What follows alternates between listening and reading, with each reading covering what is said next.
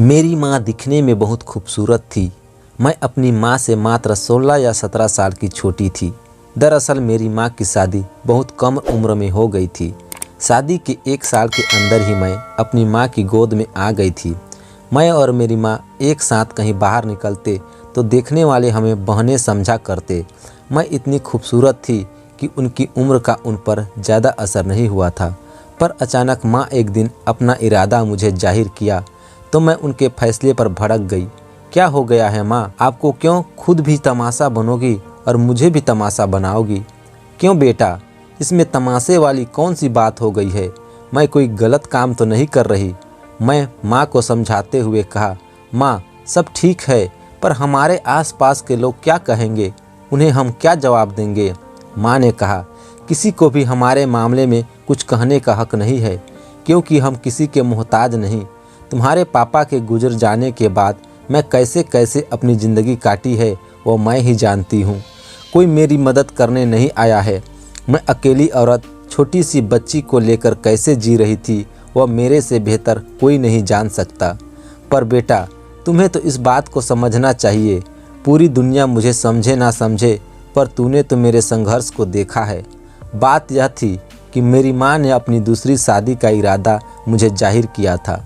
जब मैं छोटी सी थी तभी मेरे पापा किसी बीमारी की वजह से मुझे और मेरी माँ को छोड़कर इस दुनिया से चले गए थे।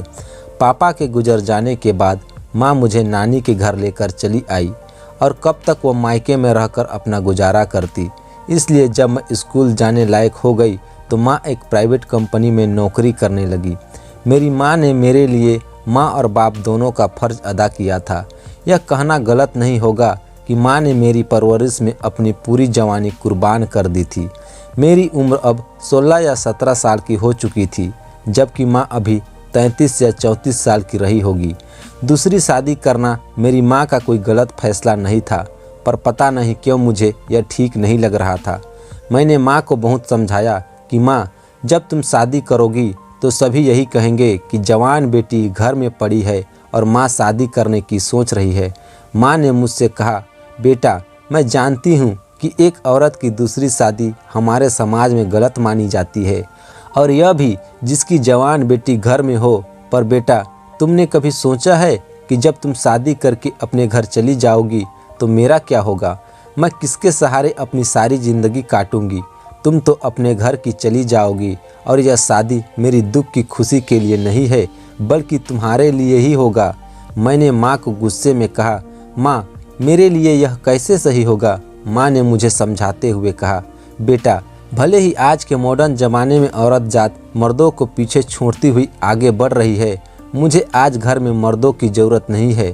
पर सही तरीके से देखा जाए तो एक औरत की ज़िंदगी में आदमी का होना बहुत अहमियत रखता है। जैसे पत्नी के लिए उसका पति, बेटी के लिए उसका बाप और भाई। पर हमारे घर में ना तो बाप है और न ही भाई। इस शादी में हम दोनों की ज़िंदगी संवर जाएगी। माँ मुझे कितना भी समझाती, पर मुझे माँ के फैसले से चिढ़ हो रही थी।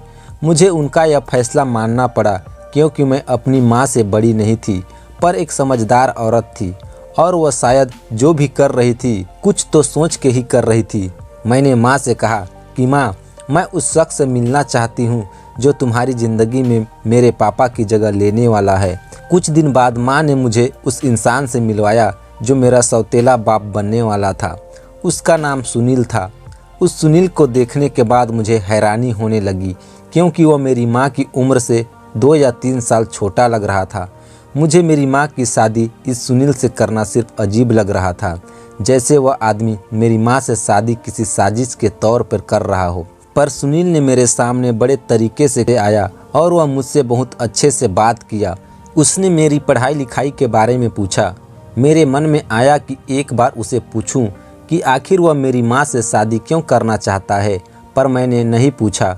उसके जाने के बाद माँ मेरी राय जानने की कोशिश की। मुझे उनका यह शादी करने का फैसला अच्छा तो नहीं लग रहा था, पर ना चाहते हुए भी हाँ कर दिया। कुछ दिन बाद माँ की शादी उस सुनील से हो गई। शादी बहुत सादगी में हुई थी। जाहिर सी बात थी कि हमारी तरफ से मेरे सिवाय और कोई नहीं था, जबकि सुनील की तरफ से उसके कुछ दोस्त आए हुए थे। शादी होते वक्त मैं कुछ अजीब सी महसूस कर रही थी। अगली सुबह मैं देर तक सोई रही। मुझे उठने का मन नहीं किया। माँ मुझे मेरे रूम में जगाने आई। उन्होंने मुझसे कहा, बेटा चलो बाहर नाश्ता कर लो। मैंने माँ से कहा, माँ मेरा नाश्ता आप मेरे रूम में ही भिजवा दें तो सही होगा। माँ ने कहा, बेटा ये कैसी बात कर रही हो, सुनील भी तुम्हारा नाश्ते पर इंतज़ार कर रहे हैं। मैंने माँ से कहा, नहीं माँ, मुझे उस आदमी के सामने नहीं जाना। पर माँ ने मुझे मजबूर कर दिया, इसलिए मैं उसके साथ नाश्ते की टेबल पर जा बैठी। कैसी बातें कर रहे हैं आप, मैं भला आपसे क्यों नाराज़ होंगी। नाराज़ तो वहाँ होती है जहाँ पर कोई रिश्ता होता है। मेरा तो आपसे कोई रिश्ता ही नहीं है। मेरे मुंह में ऐसी बातें सुनते ही सुनील के चेहरे का रंग बदल गया। माँ ने मुझे घूरते हुए कहा, प्रिया यह कैसी बातें कर रही है। सुनील ने माँ से कहा, जाने दो उसे, कुछ ना कहो, वो अभी बच्ची है, धीरे धीरे सब ठीक हो जाएगा। कुछ देर बाद मैं अपने रूम में चली आई। मुझे अपने ही घर में बड़ा असहाय महसूस होने लगा था। मैंने कभी सपने में भी नहीं सोचा था कि मेरी ज़िंदगी में ऐसा वक्त भी आएगा कि अपना घर मुझे काटने को दौड़ेगा। कुछ दिनों में अब मेरा ग्रेजुएशन कंप्लीट होने वाला था। मुझे डर था कि अब मैं घर पर रहकर करूँगी क्या, इसलिए पढ़ाई पूरी होते ही मैं प्राइवेट स्कूल में बच्चों को पढ़ाना शुरू कर दिया कि मैं ज़्यादा से ज़्यादा अपना वक्त बाहर ही गुजार सकूं, क्योंकि सुनील के सामने ज़्यादा नहीं आना चाहती थी। इसलिए स्कूल के आने के बाद मैं अपने कमरे में बंद हो जाती। हालांकि अभी तक ऐसी वैसी कोई बात नहीं हुई थी जिससे सुनील की नीयत का अंदाज़ा मैं लगा सकूं, पर पता नहीं क्यों जब भी सुनील मेरे सामने आता मुझे अपने जिस्म पर उसकी निगाहें मंडराते हुई महसूस होती। सुनील से शादी करने के बाद माँ पहले से ज़्यादा खुश रहने लगी थी। माँ ने मुझे मेरे हाल पर छोड़ दिया था। मेरे दिन कुछ इस तरह गुजर रहे थे, पर एक दिन इसी बीच ऐसी बात हो गई। मैं यह नहीं कह सकती कि यह सब जानबूझकर माँ ने किया है या वह इत्तेफाक से घर से बाहर थी, वरना अब तक माँ ने मुझे सुनील के साथ अकेला घर पर कभी रहने नहीं दिया। लेकिन इस शाम को घर पर नहीं थी और मैं अपने कमरे में थी। दरवाजे पर होने वाली दस्तक ने मुझे डरा दिया। मैंने जब दरवाज़ा खोला तो सुनील बाहर खड़ा था। उन्होंने मुझसे पूछा, तुम्हारी माँ कहाँ है। मैंने कहा, मैं नहीं जानती, माँ किसी ज़रूरी काम से बाहर गई है। कि मैं दरवाज़ा बंद कर दूं, फिर सोचा नहीं यह गलत है। आखिर एक घर में रहना है तो आखिर कब तक ऐसे चलेगा। मैं सुनील के लिए चाय बनाया और चाय का कप लेकर उसके सामने चली गई। उसने हल्की सी मुस्कुराहट के साथ मेरा शुक्रिया अदा किया। मैं चाय रखकर अपने कमरे में जाने लगी तो उसने मुझे रोक दिया। उसने मुझसे कहा, प्रिया रुको। मैं अपने कदम वहीं पर रोक दिए और कहा, क्या बात है। उसने मुझसे कहा, तुम मुझसे नाराज़ क्यों रहती हो। नहीं तो यह मेरी आदत है, मैं ज़रा तन्हाई पसंद करती हूँ। 2 मिनट मेरे पास बैठ जाओ, मुझसे तुमसे कुछ ज़रूरी बात करनी है। उसके सामने लगे सोफे पर इशारा करते हुए कहा। मैं उसके सामने बैठ गई तो कुछ देर बाद तक मुझे देखता रहा। उसके बाद उसने धीरे से मुझसे कहा, देखो प्रिया, मुझे पता है कि तुम्हारा गुस्सा होना स्वाभाविक है, क्योंकि तुम नहीं चाहती थी कि तुम्हारी माँ दूसरी शादी करे। लेकिन ज़रा उनकी जगह पर रहकर पूछो, उन्होंने कुछ गलत नहीं किया है।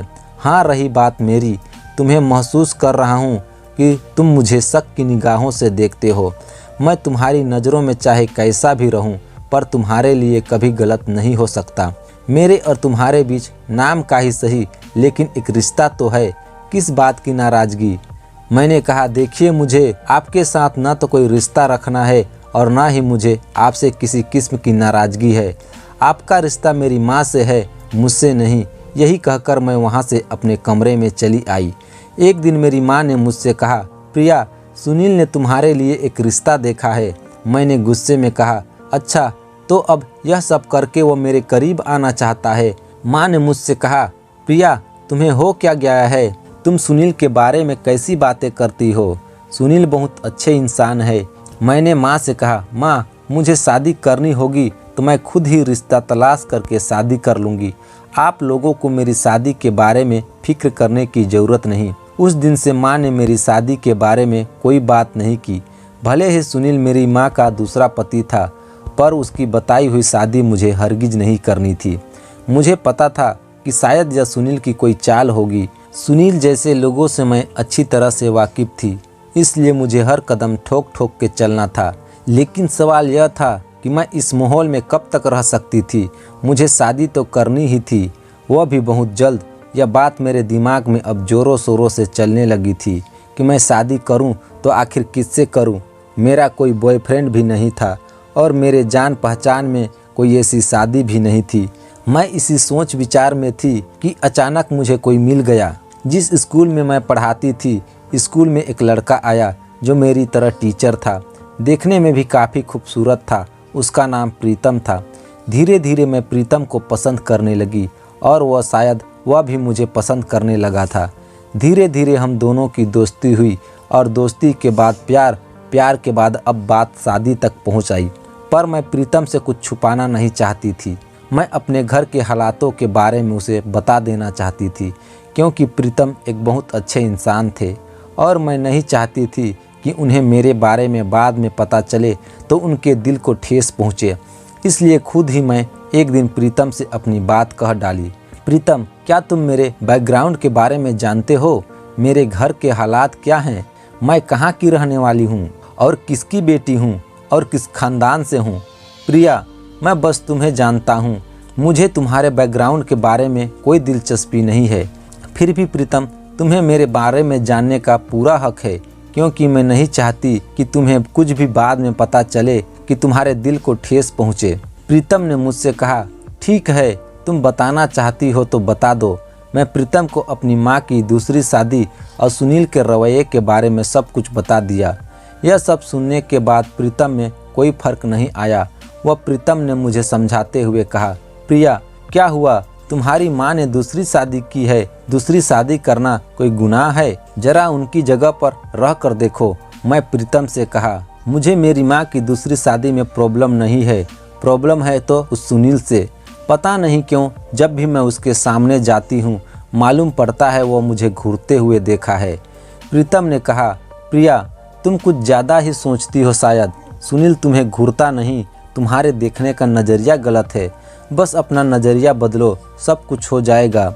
प्रीतम ने मुझे बहुत समझाया और कहा, प्रिया, तुम मुझे हर हाल में पसंद हो। मैं कुछ दिनों में अपने घर वालों को तुम्हारे घर भेजता हूँ। मैंने प्रीतम से कहा, प्रीतम, क्या मेरे बारे में जानने के बाद तुम्हारे घर वाले तुम्हारी शादी मुझे करने को तैयार होंगे? प्रीतम ने कहा, प्रिया, तुम यह सब मुझ पर छोड़ दो। कुछ दिन बाद प्रीतम ने अपने घर वालों को मेरे घर भेजा। प्रीतम और प्रीतम के घर वालों से मिलकर मेरी माँ भी बहुत खुश हुई।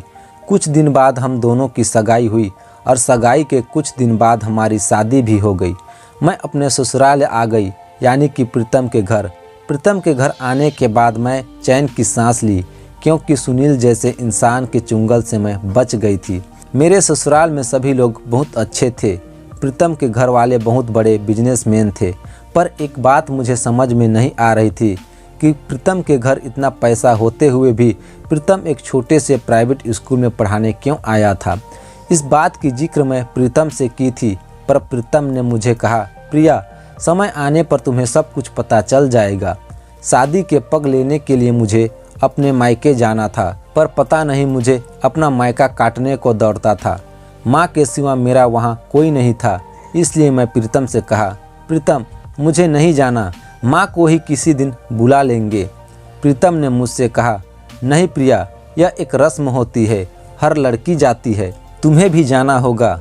अच्छा ठीक है, मैं भी तुम्हारे साथ चलता हूँ। प्रीतम भी हमारे साथ मेरे मायके में आए। माँ मुझे देखकर बहुत खुश हुई। मैं भी माँ के गले लग गई, लेकिन मैं सुनील से बात भी नहीं की। रिश्ते में सुनील मेरा सौतेला बाप लगता था, पर मैं उसे कुछ नहीं मानती थी। मैं तो उससे नफरत करती थी। कुछ देर बाद बैठने के बाद मैंने माँ से कहा, माँ, अब मैं चलती हूँ। तभी सुनील ने मुझे रोकते हुए कहा, प्रिया रुको, मुझे तुमसे एक बात पूछनी थी। मैंने कहा, हाँ कहिए। उसने मुझसे पूछा, क्या तुम प्रीतम के साथ खुश हो? मैं बड़ी एटीट्यूड के साथ कहा, हाँ बहुत खुश हूँ। सुनील ने कहा, प्रिया, यही खुशी तो मैं तुम्हें देना चाहता था। मैंने उसके तरफ देखते हुए कहा, क्या? सुनील ने कहा, हाँ प्रिया, यही वह शादी है जो कि तुम्हारी माँ तुम्हें एक बार तुमसे बताई थी। प्रीतम मेरे दोस्त का भाई है और यही रिश्ता मैंने तुम्हारे लिए ढूंढा था, पर जब तुमने मेरे बताए हुए रिश्ते को इनकार कर दिया तो हम प्लानिंग के मुताबिक प्रीतम को तुम्हारे स्कूल में पढ़ाने के लिए भेजा। प्रीतम तुम्हें शायद कहीं देखा था और तुमसे प्यार करने लगा, पर मुझे पता था कि तुम मेरी बताई हुई शादी नहीं करोगी। प्रिया सौतेला ही सही, पर मैं तुम्हारा बाप हूँ और मुझे यह भी पता था कि तुम मुझे शक भरी निगाहों से देखते हो। प्रिया, तुम्हारा सोचना भी गलत नहीं था, पर यह बात जान लो कि हमारे समाज में अभी भी इंसानियत है। सभी सौतेला बाप खराब नहीं होते। यह सब सुनने के बाद मेरे आंखों के आंसू झलकने लगे। सुनील ने प्यार से मेरे सर पर हाथ रख दिया और मैं अब अपनी ज़िंदगी में बहुत खुश हूँ। ससुराल में भी खुशी थी, अब मायके की तरफ से भी खुश थी। अब मैं सुनील को सुनील नहीं बल्कि पापा कहकर बुलाती थी। यह बात तो सच है कि हर सौतेला बाप खराब नहीं होता। आपको यह कहानी कैसी लगी हमें कमेंट करके ज़रूर बताएं, और अगर वीडियो अच्छी लगी तो वीडियो को लाइक शेयर, और अगर चैनल में नए हैं तो चैनल को सब्सक्राइब करना ना भूलें। धन्यवाद।